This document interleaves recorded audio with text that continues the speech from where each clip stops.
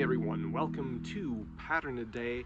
I'm David Getson. Welcome to the Living Process YouTube channel, where we go through Christopher Alexander and team's pattern language bit by bit about how architectural and urban problems are able to be addressed by interesting geometric solutions. So we're up to pattern 24.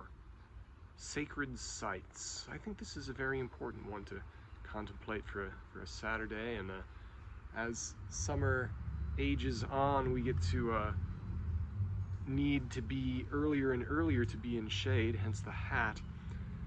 But in a world that changes so much, how do people stay rooted to spirituality? And this is something that has become ever more important, vital, even in a sense, I don't want to get overly dramatic about it, but you could call it a matter of national security. We don't need to get into the particulars of why that is, but I think that no matter what anybody's political opinion, you can at least see the point. So what do they say? They state the problem. People cannot maintain their spiritual roots and their connections to the past if the physical world they live in does not also sustain these roots. Yes, that's right. About a decade before this was written, Time, it was either Time or Newsweek magazine, it came out with a big flashy cover story that said, "God is dead." Yes, well, Nietzsche believed in God. We can get into that in other videos. I might have done that in some of my other videos. But some context for this, they also say in the book, in every region and every town, indeed in every neighborhood, there are special places which have come to symbolize the area and people's roots there. These places may be natural beauties or historic landmarks left by ages past, but in some form they are essential. And there are some of these things, the things that which we are drawn to the most lately are places like the pyramids, or places like Stonehenge, where they last through cycles of the rise and fall of civilization. Some idea, I know I need to get around to have some spare time to actually posting this darn thing with the excellent Garden of Doom podcast. We had a swapcast where I talked about these things, about the idea of what would it be like to design a temple for a religion that does not yet exist. That's something that I've been thinking about. We even started to visualize it. So, what would you think that would look like? Like, share, and subscribe, comment below. But what did the pattern language team say in 1977 about to solve this issue, to address it? Therefore, whether the sacred sites are large or small, whether they are at the center of towns, in neighborhoods, or in the deepest countryside, establish ordinances which will protect them. Stand clear of the buildings, yes. Or in the deepest countryside, establish ordinances which will protect them absolutely, so that our roots in the visible surroundings cannot be violated.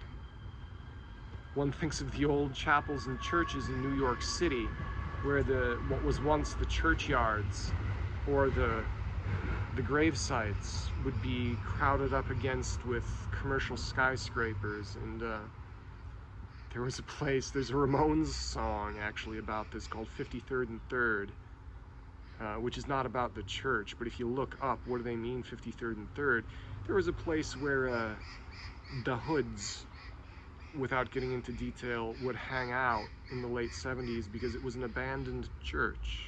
It was a church whose vitality had been sucked out of it by the neighborhood changing, by it no longer being used, becoming rootless.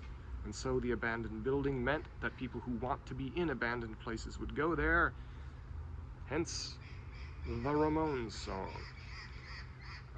But that eventually got torn down, and I believe some big offices where a Sony building was. I applied for a job there once with some type of user interface thing. got other jobs, but we've had this churn in buildings, and back to my kind of original heartfelt connection to architecture with baseball stadiums, the idea that a baseball stadium is a sacred space, that a baseball stadium should not be violated. Yes, of course. How many people who were born decades after Ebbets Field was torn down have some type of feeling of sincere grief when thinking about Ebbets Field? Well, guilty.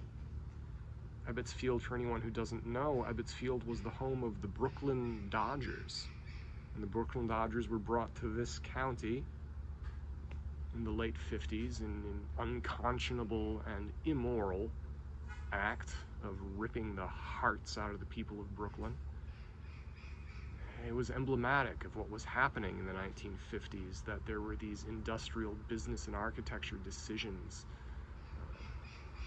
ripping out roots and really culturally traumatizing people. They didn't have to do it like that. That's the thing. Freeways, tearing up the railroads. But now we get to feel smart. We get to feel smart and build things that are nice and build things that are different. That's what we're trying to do. So sacred spaces. Religion is going through an upheaval because the world is going through an upheaval, and religion is connected to the world. This is something which in my non-pattern language videos, which I also put on here, which you can see in the back history, I think it's due. I think it's due to talk about this. If you'd like to hear more, write to Living Process at comments underneath. But let's see what we have happening next time. Number 25, access to water. It's not going to be what you think. Next time